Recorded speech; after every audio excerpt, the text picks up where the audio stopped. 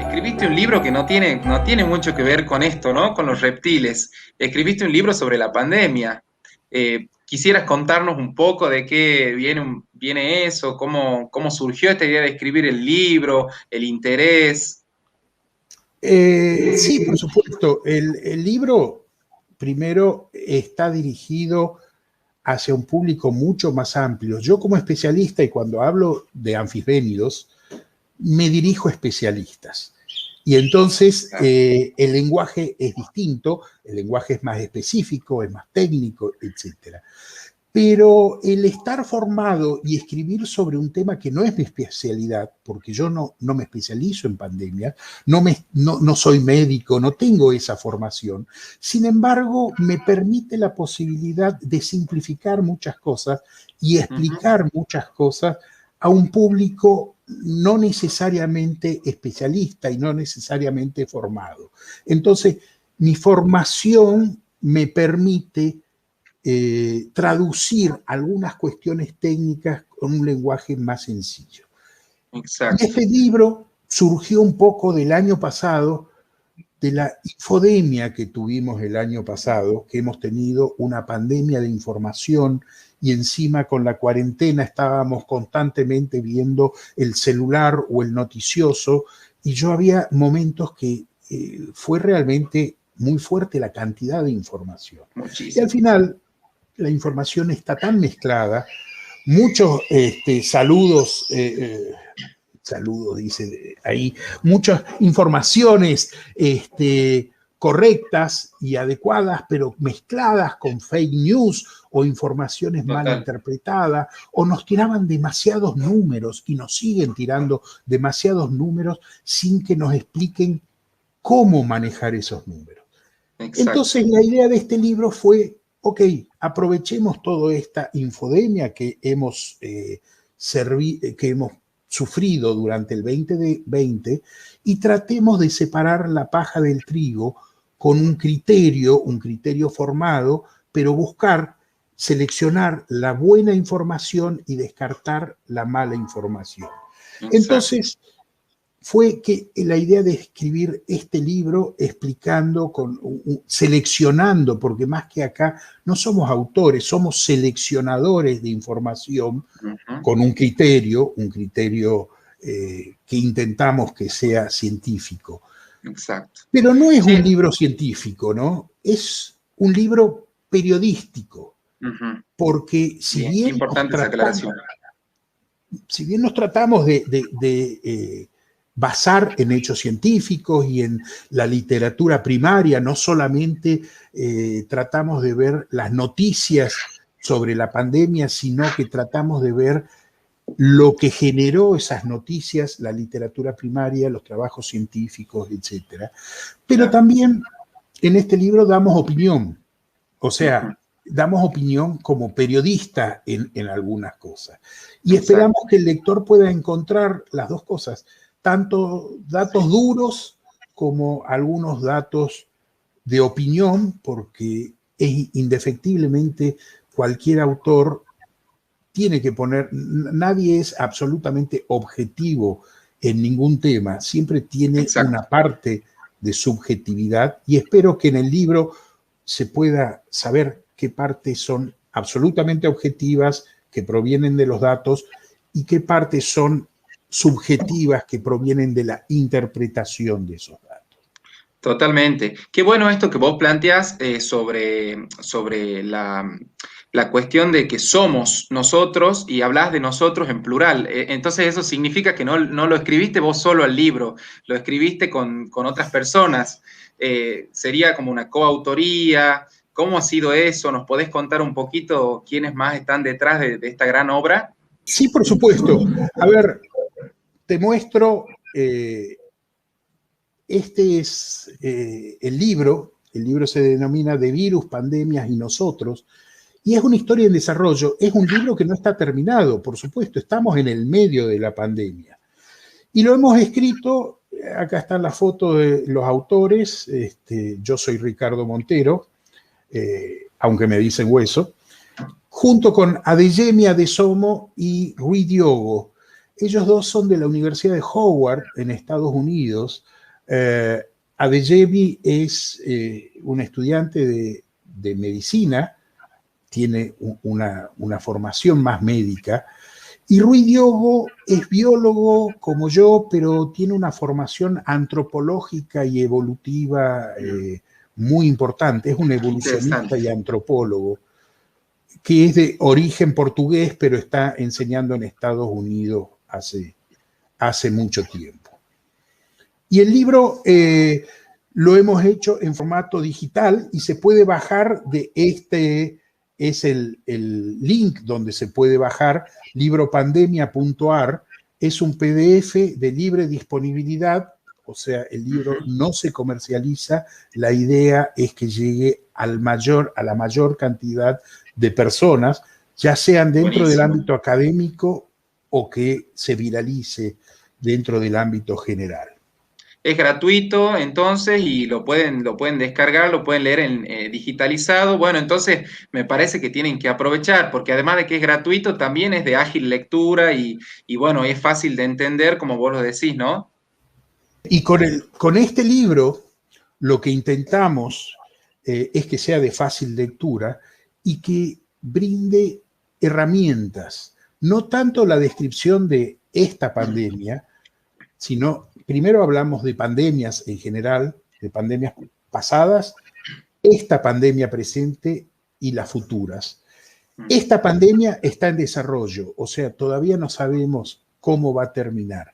Pero en el libro intentamos que el lector obtenga herramientas para interpretar las pandemias pasadas, esta pandemia y sobre todo las pandemias futuras, que las vamos a tener. Esta no va a ser la última pandemia. Y esa es la idea general del libro, dar herramientas de interpretación que sean válidas. Buenísimo. Sí, la verdad que eso es un trabajo muy valioso, ¿no? Porque frente a esta infodemia o infoxicación, como también la llaman algunos otros autores, es muy necesario recurrir como a este tipo de miradas que de alguna manera nos mantienen alerta, nos mantienen conscientes de una manera más crítica y más reflexiva sobre lo que acontece a nuestro alrededor, ¿no? Que por ahí esta fake news que vos comentás o toda la cuestión mediática tiende de alguna manera a tergiversar muchas veces y eso más que informa, desinforma, ¿no? Y eso nos lleva a tener miedo, genera cosas como bastante terribles en la población en general. Y vos, Hueso, propones un concepto de salud ampliado, es decir, vos, mirá, escribiste este libro, vos desde la biología, otra persona desde la antropología, un estudiante de medicina, entonces como que reúne varias miradas, ¿no? Esto de decir, no entendemos a la salud desde un punto de vista pura y exclusivamente médico, sino que también hay otros aspectos que tienen que ver con la salud. ¿Nos podrías comentar o profundizar un poco esta idea? Salud no es solo la ausencia de enfermedad, que es un punto de vista quizás que a veces tienen muchos médicos que pelean contra la enfermedad únicamente, pero un estado de salud implica no solamente no tener enfermedades, sino también tener un nivel aceptable general de vida en donde incluye, por supuesto, el cuerpo, es fundamental, pero también nuestra mente y también nuestras relaciones y la cuestión social. O sea, si tenemos salud, no tenemos una enfermedad, pero de todas maneras no tenemos cómo alimentarnos o vivimos sin trabajo o tenemos estrés de otras maneras, eso va a afectar en este concepto ampliado de salud. Y por eso es que en el libro, y creo que hay que tener en cuenta, no solo tenemos que fijarnos en esta pandemia de las infecciones por parte del SARS-CoV-2. Aclaremos los términos, el SARS-CoV-2 es el virus.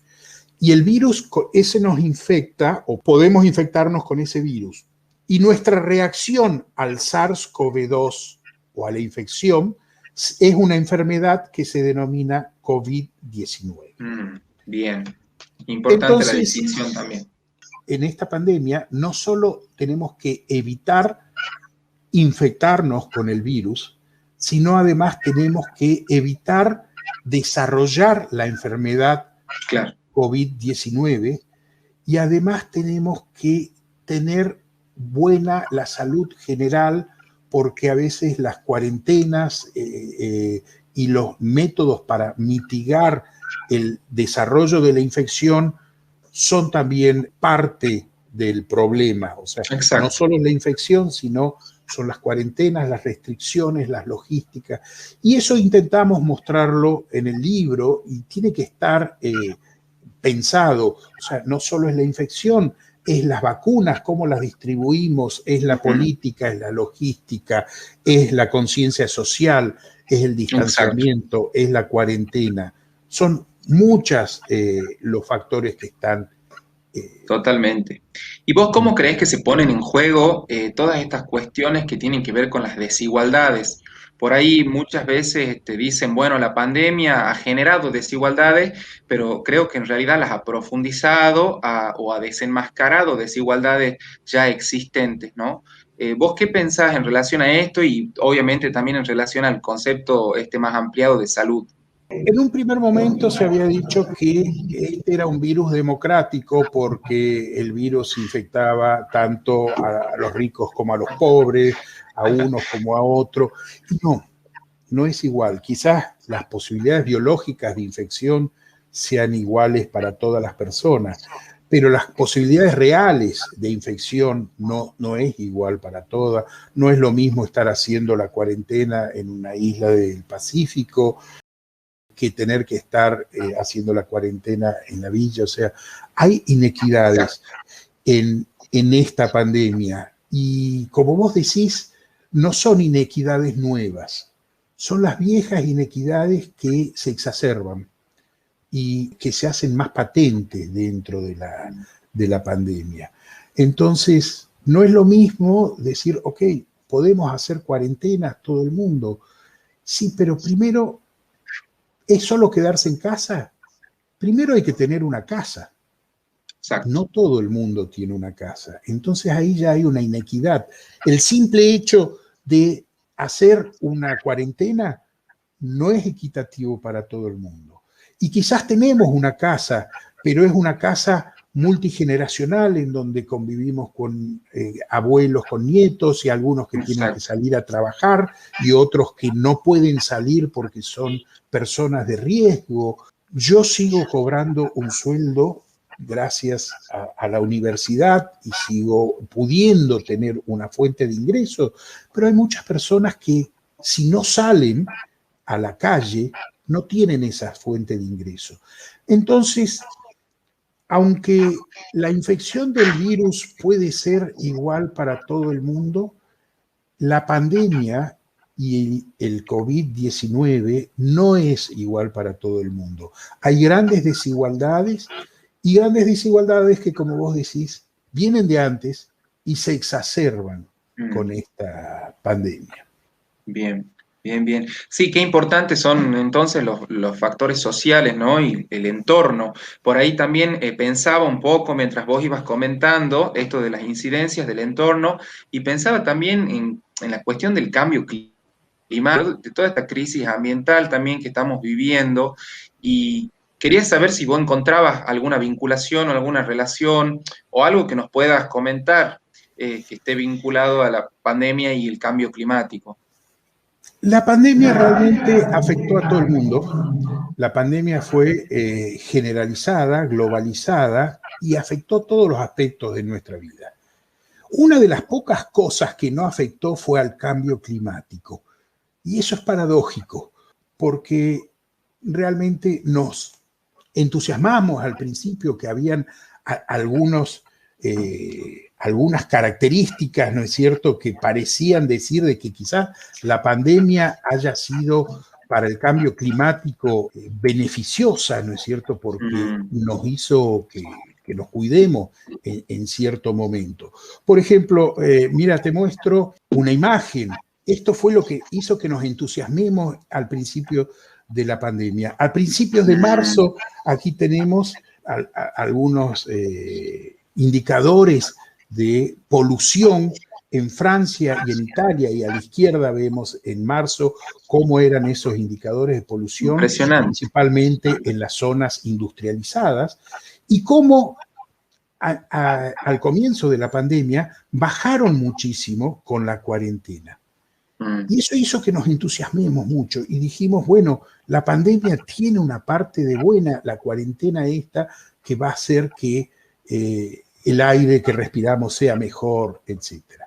Pero fue muy realmente durante poco tiempo. Aquí vemos, por ejemplo, a la izquierda las emisiones de dióxido de carbono, ¿no es cierto?, que hay en los meses de la cuarentena, y vemos que hay una caída con la cuarentena, ¿no es cierto?, pero inmediatamente se recuperan a niveles iguales que los del 2019. Claro. Y en el gráfico de la derecha, que lo vemos, la demanda de combustible, por supuesto, todos los combustibles cayeron cuando nos paramos los aviones, paramos los autos, pero inmediatamente se recuperan. Todavía el combustible de los aviones todavía sigue más bajo que antes de la pandemia, pero ahora que no tenemos transporte público, etcétera, la gasolina y los autos están andando inclusive más que antes de la pandemia.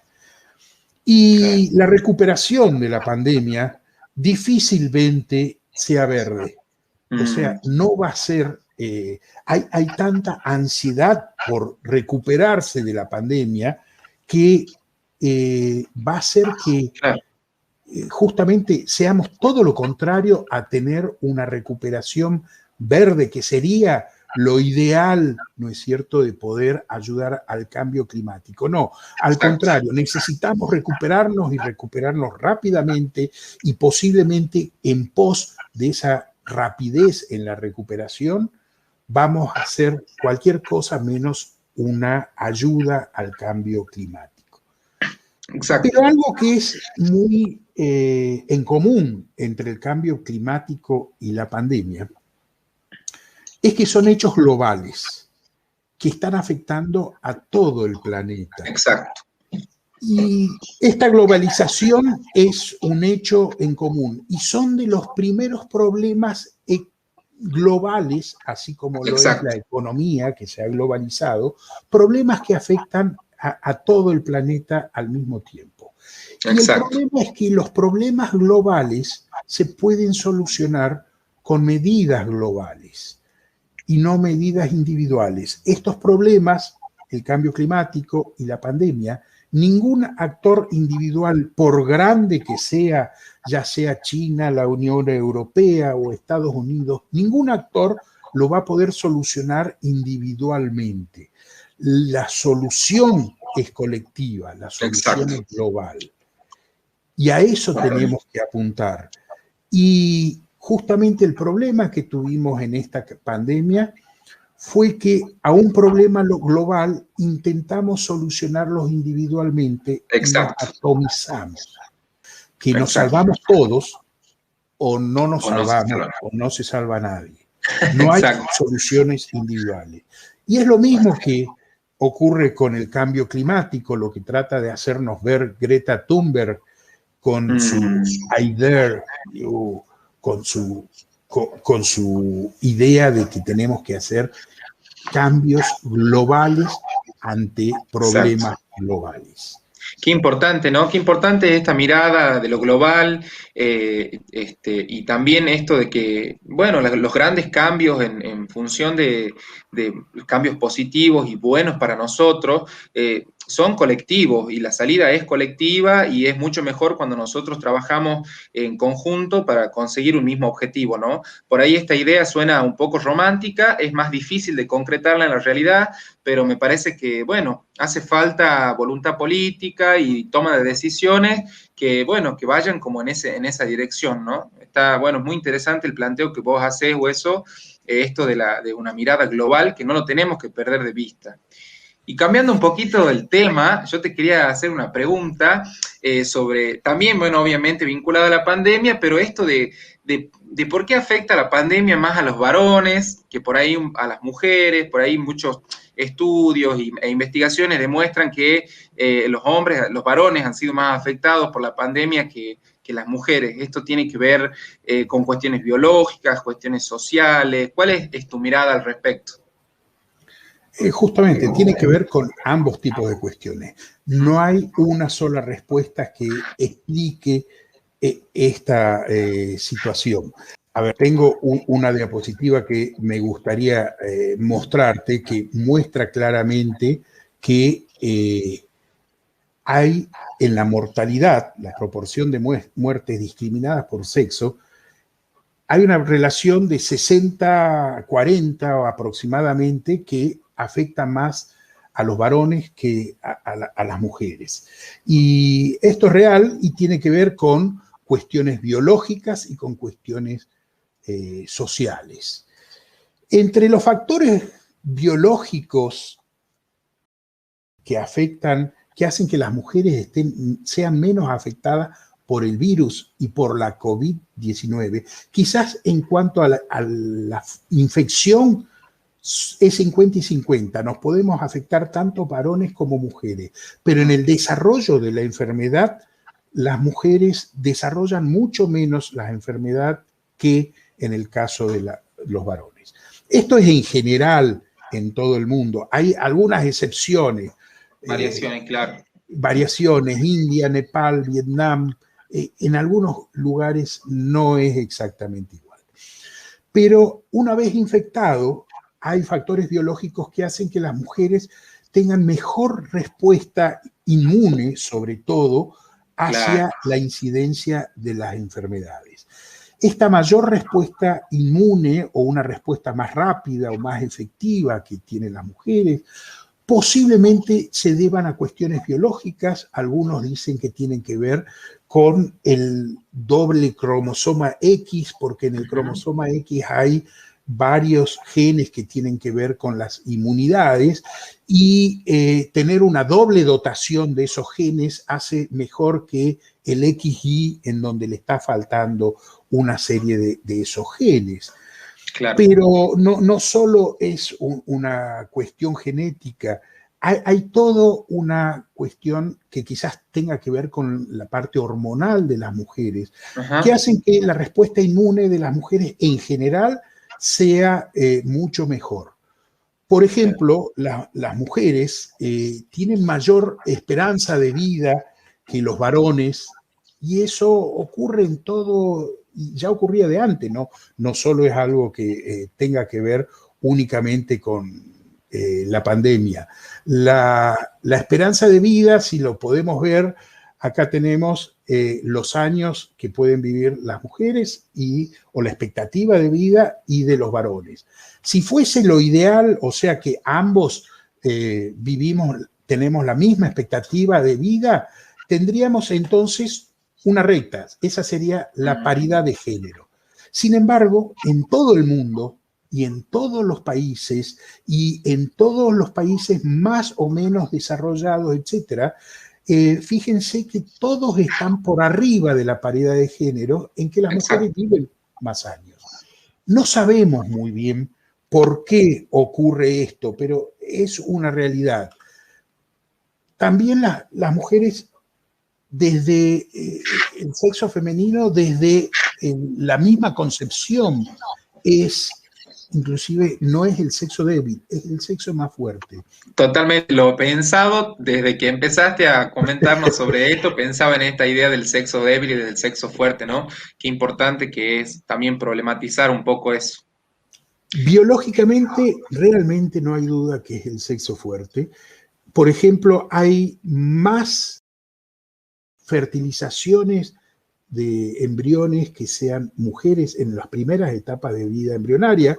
Hay muchos más mujeres que varones, perdón, muchos más varones que mujeres. Más o menos cada 100 mujeres hay 160 embriones varones, pero los varones tenemos mayor mortalidad, o si querés, lo ponemos al revés. Las mujeres tienen menor mortalidad, inclusive en la vida intrauterina. Ya en el nacimiento hay una mayor cantidad de mujeres, pero se empareja mucho más por esta mortalidad de los embriones masculinos. Ya al nacimiento nacen más mujeres, más varones que mujeres, pero a su vez la mortalidad infantil de los primeros días, de los primeros años, hacen que terminen emparejándose. Claro, O sea que claro. las mujeres tienen un sistema inmune que responde, por ejemplo, a las vacunas. Cuando se vacunan contra la gripe, en las mujeres hay una reacción inmune mucho más efectiva que en los varones. Y eso hace que contra la infección de la COVID, las mujeres en relación a los varones reaccionen biológicamente mejor. Ojo, exacto. No todo es color de rosa. Las mujeres pagan el costo de tener un sistema inmunológico más reactivo que los varones. Actualmente toda la mayor parte de las enfermedades autoinmunes que están apareciendo en gran cantidad o que nos estamos dando cuenta que ocurren en gran cantidad, principalmente las sufren las mujeres, más que los varones, porque tienen un sistema inmune más reactivo. Claro. Pero no es lo único que afecta. Acá estamos hablando de una cuestión biológica. Hay cuestiones sociales que también afectan diferente a los sexos y que quizás tengan que ver hasta con la idea de género, no de sexo, sino del rol social que cumplen cada uno. Los hombres a veces en su función de salir a trabajar y en trabajos expuestos pueden tener una mayor exposición, posiblemente que el mismo hecho de que las mujeres aceptan más fácilmente cuidarse que los hombres, entonces haya una diferencia de comportamiento que hace que posiblemente tengan menos infecciones. Che, y eso, mira, la verdad que es muy interesante y podríamos estar hablando un montón de tiempo sobre esto, pero sabes que estoy pensando y me gustaría preguntarte sobre otra cuestión que me ha parecido interesante viendo un poco el libro, y es en relación a la variable de la edad, ¿no? Como decir, ¿es lo mismo perder un año de cuarentena a los 20 que a los 80? Bueno, sobre todo estaba viendo un poquito ahí un artículo que creo que se trata de una persona que es muy especial para vos, quien lo escribió, y bueno, quería que me comentes también un poquito de eso.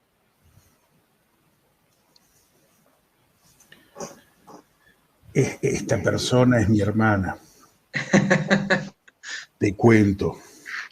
Sí, realmente hablando de las inequidades, no estamos hablando de mortalidades, no estamos hablando de una cuestión biológica, sino de las inequidades, esa cuestión que no está bien, las consecuencias y las causas y consecuencias están distribuidas inequitativamente. Le pregunté a mi hermana si nos podía decir cuál era su idea, por qué a ella. Bueno, esta es mi hermana, Lucía Montero, y ella tiene 20 años más que yo. Yo tengo 60, ella tiene 80 años. Y entonces le pregunté, no en función biológica, sino en la función de la cuarentena, ¿cómo ve ella la cuarentena y este tiempo de cuarentena es igual que para un joven? Y ella escribió lo siguiente, sabe escribir muy bien, me gusta cómo escribe, y me escribió estos pequeños párrafos que me gustaría compartirte. Bien. Para algunos el tiempo es oro, para otros es lento. Hay quienes dicen que los días vuelan. Existe una famosa carrera contra el tiempo. Algún romántico pide reloj detén tu camino en un bolero, pero el tiempo no se fija y sigue impertérrito. Como un aluvión no se detiene y lo único que podemos hacer con él es darle valor con las cosas que construimos, cumpliendo sueños y sobre todo tratando de que no se nos escurra como arena entre los dedos. Pero ¿cómo es el tiempo en pandemia y sobre todo después de los 80 años? ¿Es lo mismo este espacio de blanco de vida, con encierro, con miedo, con limitaciones, esperas, interrogantes, soledad? ¿Es lo mismo, digo, a los 80 que a los 40? Por cierto, no es lo mismo perder un poco de tiempo cuando la muerte es como una bruma lejana que perderlo cuando la finitud está a la vuelta de la esquina y en algunos casos compartiendo la almohada. Qué bárbaro, qué bárbaro. La verdad es que es muy conmovedor este relato que hace tu hermana.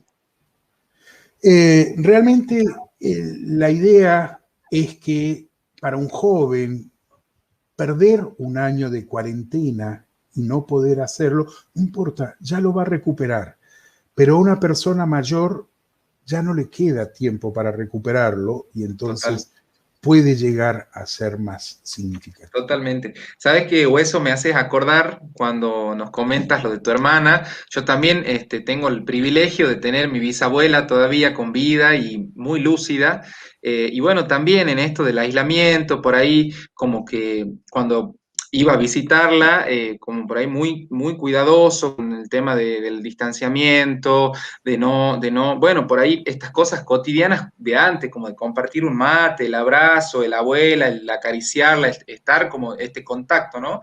Eso se fue como yendo un poquito en la pandemia y como cuando pongo en práctica esto en mi casa, cuando la visito, es como que ella se frustra, se siente mal, se enoja, no le gusta, porque, bueno, como que también dice, ella vivió otra pandemia, que fue el tifus, ella vino a vivir en Argentina después de la guerra civil en España, entonces como que ella también las contrasta ambas pandemias y dice, no, si yo he sobrevivido a esto y eso que a nuestros familiares nos iban a visitar y estábamos, bueno, ahí juntos, ¿cómo no voy a sobrevivir a esto? O por ahí también nos plantea esta idea de que, bueno, no sabe si ella va a festejar el próximo cumpleaños con nosotros, realmente esa cuestión que vos decís, a la vuelta de la esquina, la finitud, como dice tu hermana, también se hace presente y me parece que es una cuestión de perspectiva de ella también, ¿no? Y bueno, eso como que nos duele un poco, pero también se entiende. Y bueno, tratamos de hacer las cosas un poco más cercanas, pero siempre dentro de este cuidado, pero el cuidado siempre desde el amor, ¿no? Desde que nos queremos y nos queremos cuidar porque te queremos tener más tiempo con nosotros. Exactamente, Santiago, realmente es impresionante también lo de tu abuela y su forma de ver las cosas. Lo que tenemos que ver es que el otro puede tener una perspectiva distinta a la que tiene uno. Yo me cuido mucho y trato de no infectarme y lo sigo, pero entiendo que quizás un joven tiene otra perspectiva y sea más importante compartir con amigos y que pero a su vez le pido al joven que si bien su perspectiva es importante, así como con las vacunas que tenemos que compartirlas entre todos, las perspectivas tenemos que también pensarlas mirando al otro y Totalmente. viendo cuál es la perspectiva del otro, no solamente mirándonos a nosotros mismos. E inclusive, así como yo tengo que entender que quizás los jóvenes necesitan en una reunión de grupo juntarse, los jóvenes también necesitan saber que ellos se tienen que cuidar para cuidar al otro también, no solo para Exacto. cuidarse a sí mismo. Totalmente. Che, y Hueso, ¿sabes que el tema bueno, vos hablas ahora de los jóvenes y cómo compartimos y demás, ¿vos creés que vamos a volver a como las cosas eran antes? ¿Creés que va a ser así o que esta pandemia ha venido para introducir nuevos cambios y que esos cambios ya van a quedar como dicen todos estos de la nueva normalidad? ¿Vos qué pensás al respecto? Espero que la normalidad a la que lleguemos sea nueva, porque si llegamos a la vieja normalidad y volvemos a lo de antes, no hemos aprendido nada. Y por lo menos las pandemias nos tienen que enseñar algo. El problema es que el hombre es el único animal que tropieza 2 veces con la misma piedra. Eso es inevitable. Quizás otros animales aprenden de su experiencia y nosotros no aprendemos de nuestra experiencia. Entonces, cuando salgamos de esta pandemia, tenemos que aprender de esa experiencia y hacer algunos cambios y modificar, porque esta no va a ser la última pandemia. Ojalá que salgamos lo antes posible, las vacunas nos están dando alguna esperanza, quizás podamos llegar a alguna acción terapéutica, no solo paliativa, contra la enfermedad del COVID-19, y las vacunas por lo menos nos van a ayudar a salir de esta cuarentena. Exacto. Pero no tenemos que salir hacia la vieja normalidad, tiene que ser una nueva normalidad.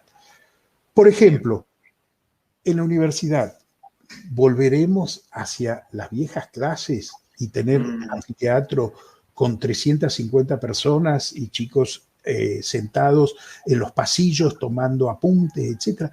No, no podemos volver a esa vieja normalidad. Yo creo que la educación a distancia llegó y va a quedarse. La educación a distancia, pensado en mucho más de esta educación de guerra que hemos tenido durante el 2020, una educación de emergencia. Exacto, una educación remota de emergencia. Simplemente lo que hemos hecho es dar la misma educación, pero por Zoom. No. Exacto, se replica la presencialidad, pero con la virtualidad. Exactamente. Las mismas lógicas.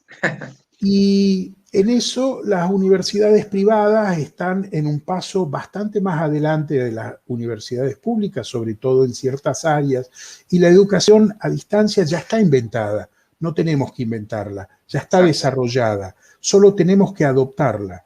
Hay universidades privadas, sobre todo en carreras como economía, administración de empresas, que brindan excelentes cursos a distancia.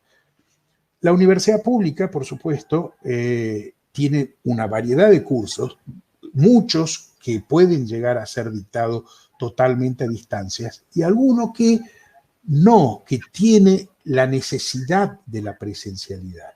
Pero nunca esa presencialidad va a volver a ser absoluta. Simplemente esa presencialidad va a estar limitada a los casos que esa presencialidad sea indispensable. Y la transmisión de conocimiento y la transmisión de información, más que de conocimiento, se puede hacer perfectamente por virtualidad. Exacto. Y además, esa misma educación, en muchos casos, es mejor que la educación presencial. Entonces, tenemos que tomar las ventajas de la educación a distancia y tratar de combinarlas con las ventajas de la educación presencial y no llevar la educación, la parte presencial a esa otra parte que puede ser reemplazada a distancia. Entonces, tenemos que cambiar. La normalidad tiene que ser distinta necesariamente y espero que así lo sea. Si no es en esta pandemia, van a ser para las próximas. Exacto. La distancia social llegó para quedarse. Somos muy latinos, queremos abrazarnos, queremos besarnos. Cierto, ¿no? Pero podemos vivir sin esas actitudes. O sea, los sajones ya lo hacen, u otros tipos de sociedades.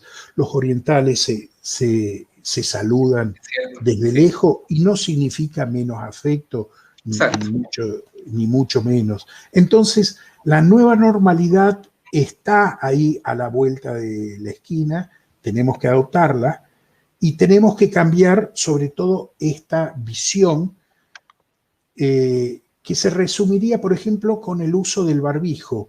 El barbijo no solo lo uso para cuidarme, sino para cuidarte.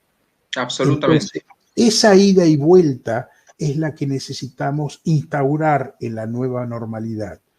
Me cuido yo, pero te cuido a vos. Y entre los dos va a funcionar mejor. Exacto. Es de responsabilidad social y colectiva, tal cual, tal cual. ¿Y vos crees entonces que para esta nueva normalidad la pandemia nos ha dejado enseñanzas, nos ha dejado algunas lecciones y algunas cosas que debemos tener como presente de ahora en más? Yo creo que sí, ha puesto en evidencia muchas cosas y ojalá que esas enseñanzas las adoptemos. Seleccioné algunas de estas enseñanzas que nos deja la pandemia. He seleccionado 5 lecciones que creo claves que nos ha dejado el 2020. Ojo, todavía estamos en la mitad de la pandemia, pero durante Sí. este 2020 por lo menos se han puesto algunas cosas en claro. Por ejemplo, lección número 1, aprendimos que nuestros sistemas de salud no estaban preparados para una pandemia, ni siquiera en las economías avanzadas. Estados Unidos era el que teóricamente estaba mejor preparado su sistema de salud y sin embargo falló estrepitosamente. Los sistemas de salud no estaban preparados para la pandemia. Y no es un problema de dinero solamente. Exacto.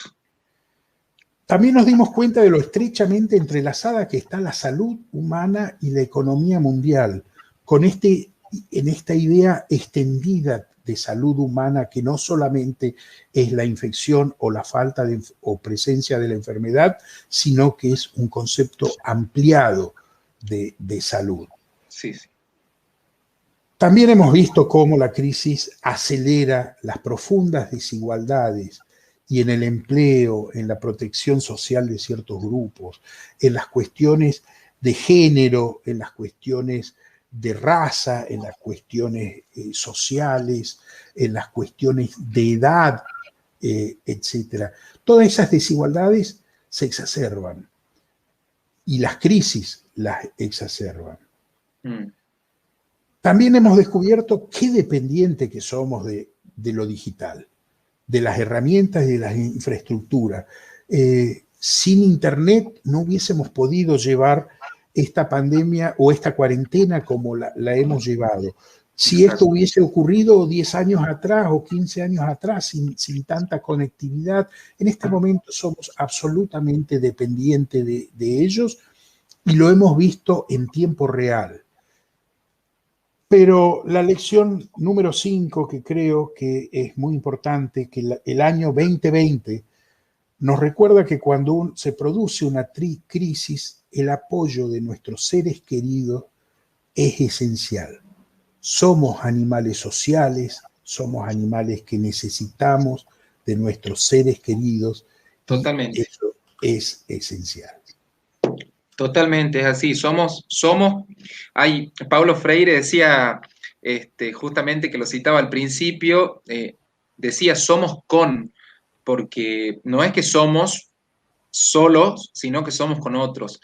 Y él como que también plantea esta idea que nosotros nos constituimos gracias a un otro, necesitamos necesitamos de un otro para poder inclusive sobrevivir, ¿no? Por ahí me pongo a pensar bueno, vos que sos biólogo, por ahí capaz que me corregís un poco, pero esto de que muchas especies de seres vivos, ellos sobreviven sin la necesidad, digamos, de afecto, de arrucheo, o sea, se alimentan y buscan su alimentación o ya nacen sabiendo caminar, inclusive desplazarse, y nosotros los seres humanos no, nosotros nacemos y necesitamos del cuidado de un otro, o sea, en lo más fundacional nuestro, necesitamos de ese cuidado de un otro que nos permita sobrevivir, ¿no? Y que después eso se va como también particularizando en cada una de las etapas de nuestra vida y bueno, vamos demandando también ese estar con el otro, esa afectividad, esa amorosidad que de alguna manera nos humaniza, ¿no? Así que la verdad que es muy interesante, son muy interesantes las 5 lecciones que vos nos dejás, Hueso. ¿Te parece si querés agregar algo más? No, eso solamente